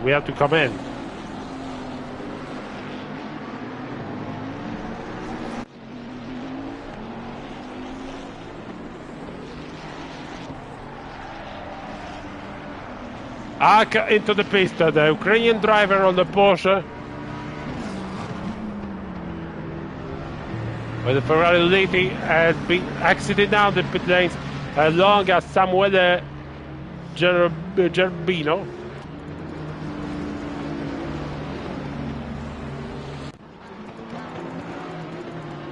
Look at this Gerbino overtaking, lapping Liti on the pit exit. That's ballsy from the Italian driver. Irish into the pits.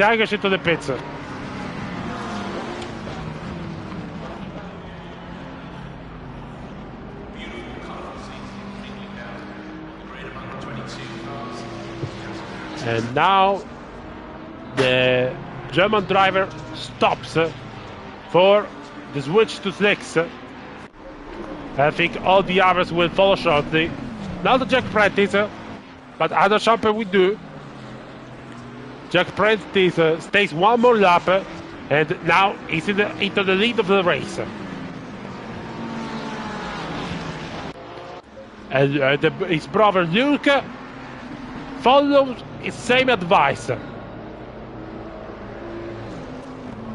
We have the two brothers, Jack and Luke Prentice, leading the race. That's really interesting to see. Irish now exiting the pit lane. Let's see where he will come out, in which position. He is in. He's ahead of Mike Ostol, even though he might have been lapped. So he's ahead of. Okay, he might be ahead of Sharpie, so it's a fourth place for Irish. And now let's see what Jack and Luke will do, because now they want to in this race, like the Schumacher brothers in Formula 1 or the Marquez brothers in MotoGP. Will they stay and try to risk their biscuit, or they will come into the pits? Jack is staying out. Jack is staying out.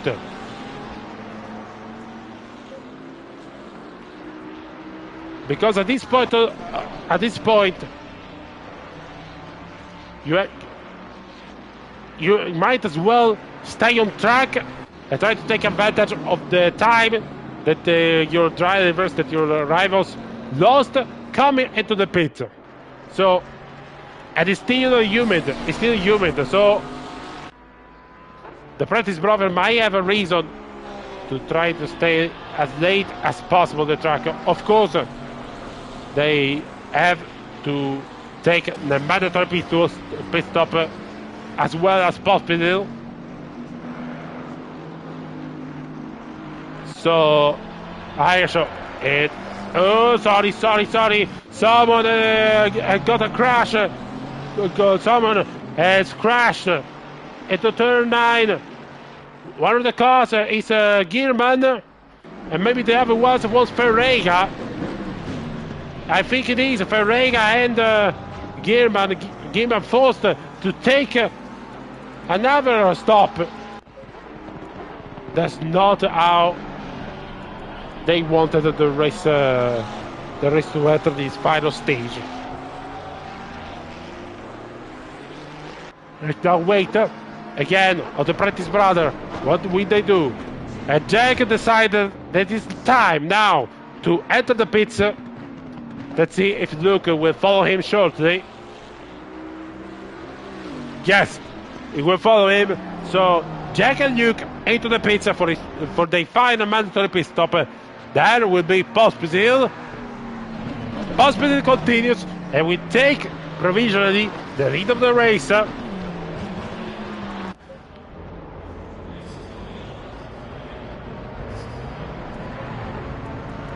While Irish claims back easily their position on both the Prentice brothers.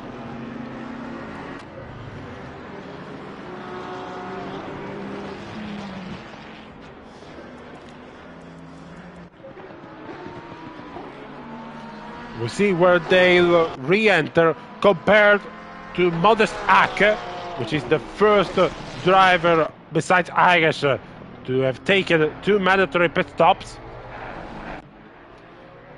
And Jack has already left out his pit box. Luke is taking a little bit of time as he started now.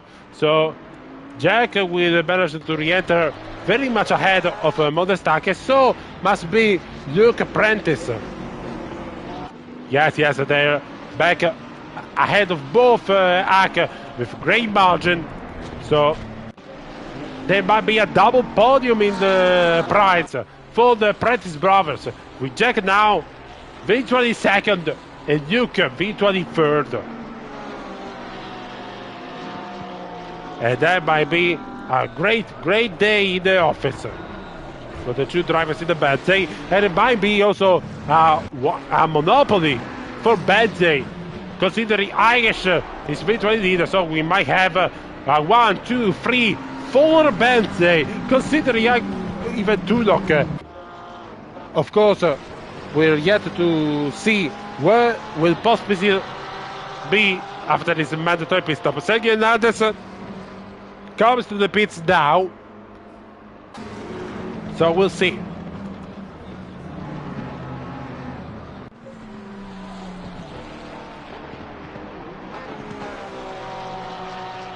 For now, eyes on Pospisil, one of the few drivers, I think is the last driver left for mandatory pit stop to comply. The exact driver or the Porsche with the Rutronic Racing livery, or he cut the chicane.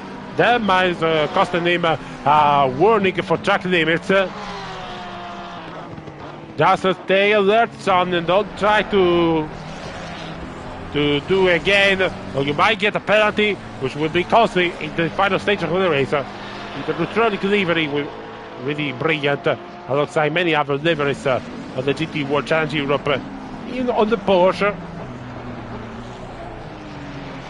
You see where will Pospisil be when he will do his final pit stop. Let's see. And it is now. No, not yet. Pospisil continues, and it's for another lap, with Irish gaining the track while. Oh, I did not see that coming. Sergio Hernandez with some sort of trickery, magicianry, slotted between the two Prentice brothers. Goodman has spinned in the Jochen Rindt chicane. I think it is. Yes, the Gilles Villeneuve chicane. Sorry. That might wonder, did Sergio Hernandez change his tires, or did he decide to stay on the wet for the last 10 minutes of the race?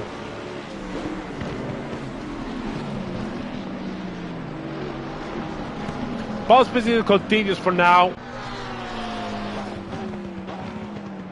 and looking at the gap between him and Hernandez and the others, he might as well try to take a ticket for the podium fight. That's going to be interesting. Not certainly for the first place, because Irish is really too close for him. Let's see Pospisil if he goes ahead into the pit lane. Yes, this time it is. So Pospisil enters the pit lane for his final mandatory pit stop, and Irish will finally retake the lead of the race. A little bit of wiggly for his Bentley Continental. And now there it is, back into P1. Let's see what will Pospisil do in his final pit stop. He stopped now. Prentice is doing now turn 9 and 10. So let's see Jack where he will enter compared to Pospisil. I think he's doing the change of tires to take on the slicks. Sergio Hernandez, he might be in third place. Prentice will be in fourth. And Pospisil restarts now. Let's see where he will enter. Luke Prentice is right, entering turn 1. So Pospisil will re-enter on the track. Behind them, slotted into 5th position.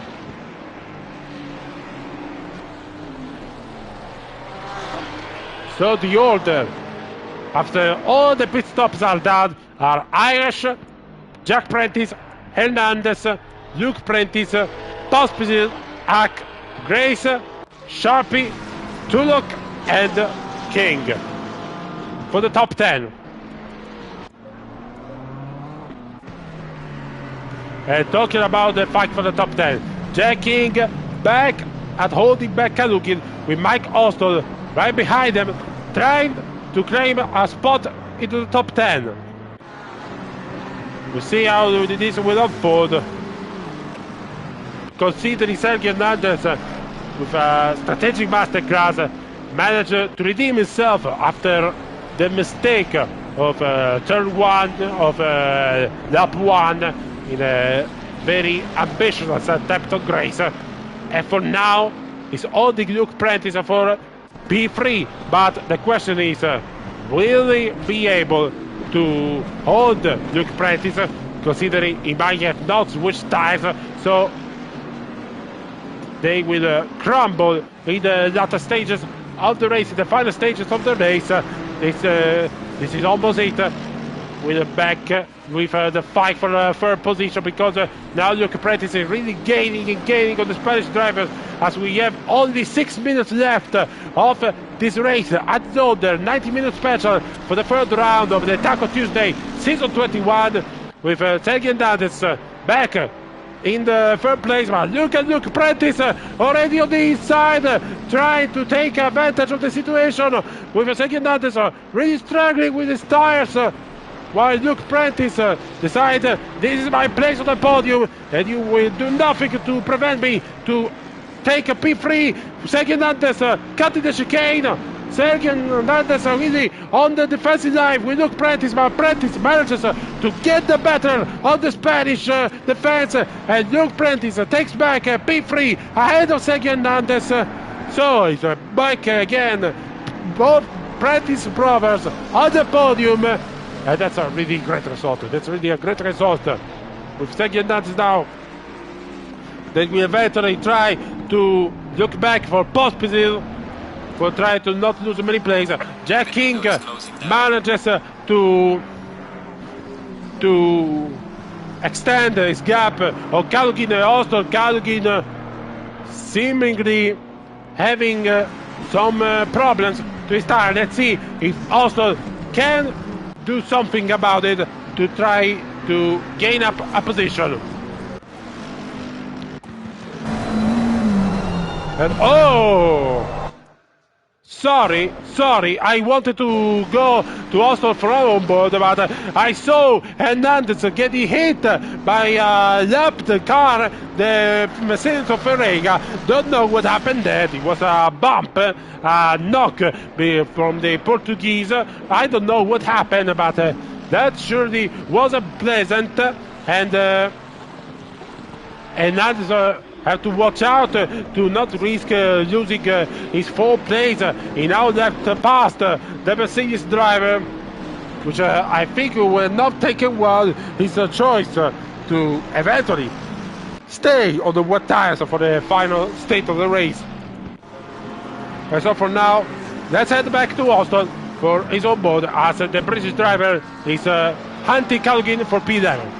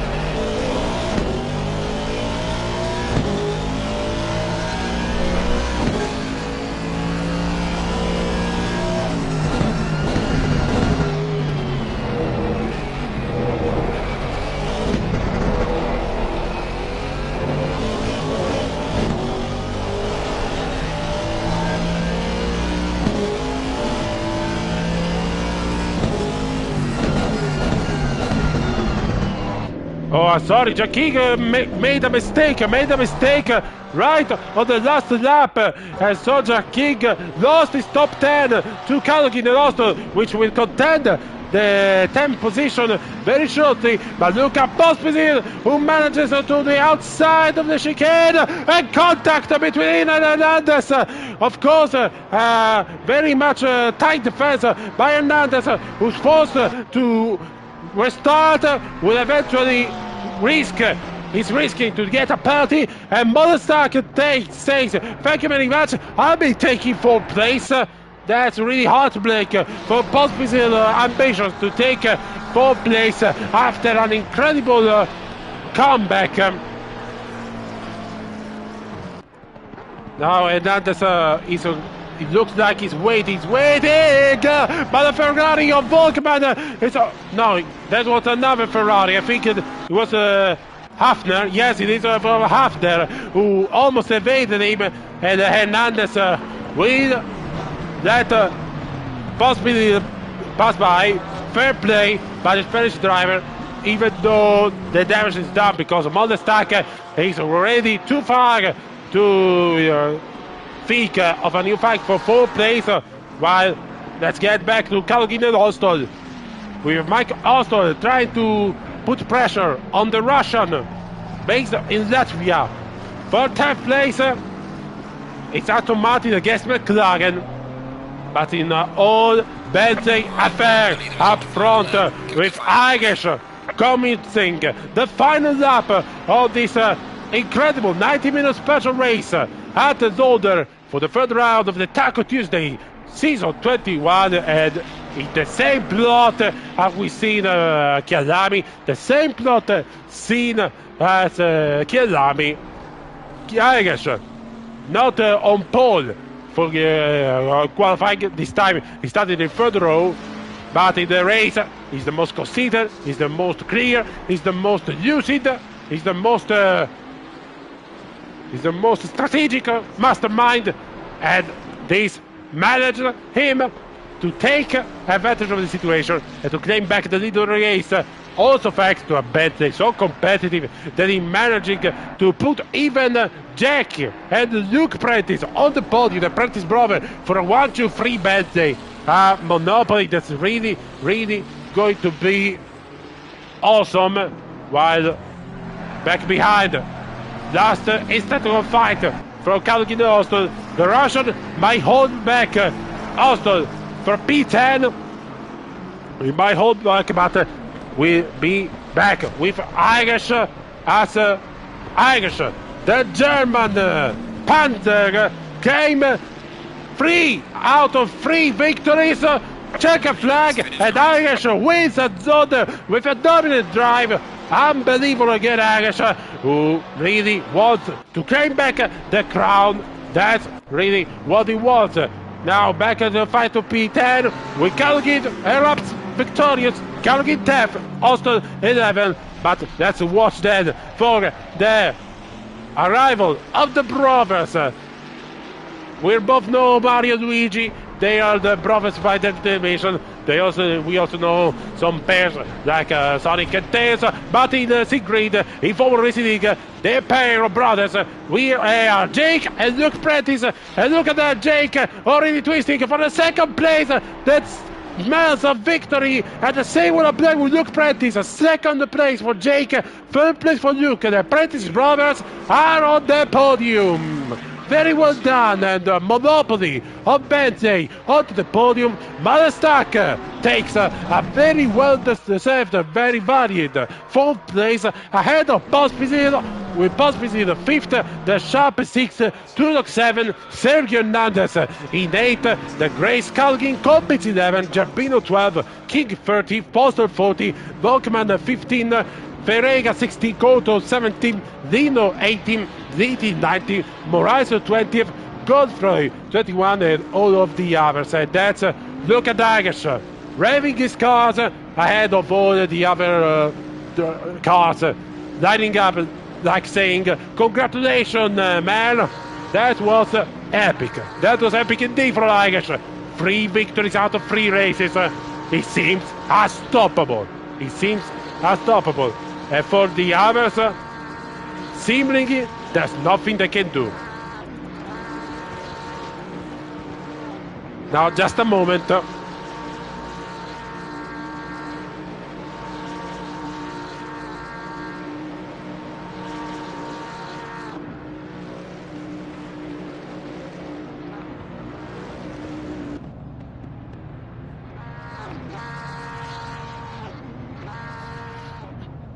Can I have them? Can I have them or not?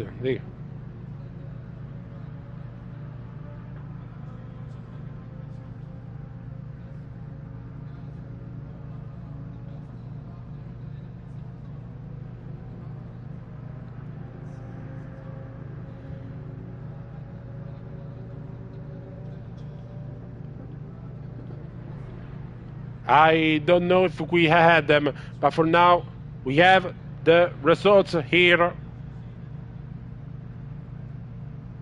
We have the results here.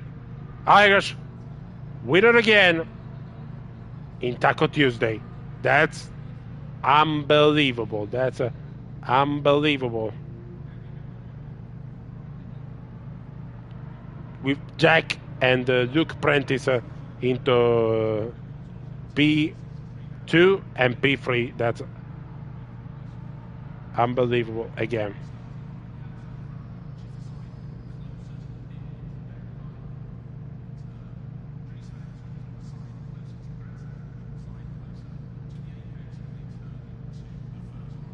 That's been a hell of the race.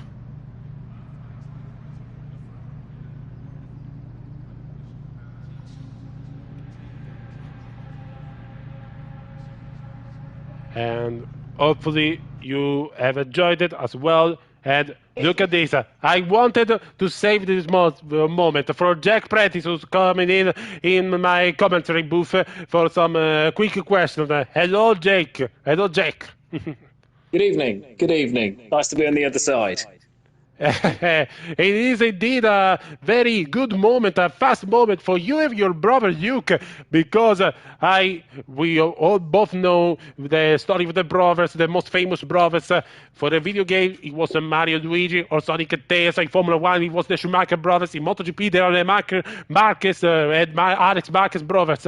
And now we have Jake and Luke Prentice in the Taco Tuesday, P2 and P3 in the monopoly of Bentley. That must feel very special for you and your brother, Jake.